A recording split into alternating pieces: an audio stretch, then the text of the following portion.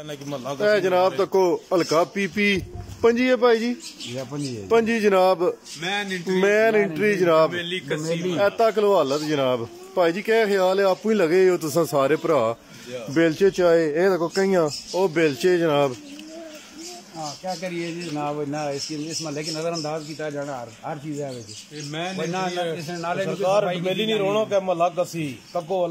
हालात तको जनाब, फिर आने जनाब बड़ा कम करवाया ए तको ए कम होया तके जनाब।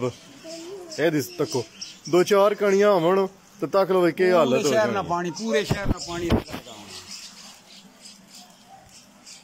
देखो जनाब। खास कर पैपा ने वाटर सप्लाई पैपा ने करे ना वाटर सप्लाई ने जनाब तक लो उस दिहाड़ा आखने सन कि वाटर सप्लाई ने असां बड़े कम कीते न।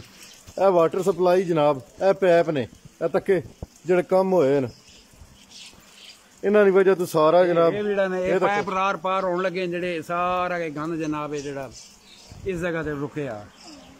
कोई इस पासे में ख्याल कोई नहीं किसी की के है के नहीं है। जे किसी की आंखों तो इस महल्ले की नजरअंदाज किया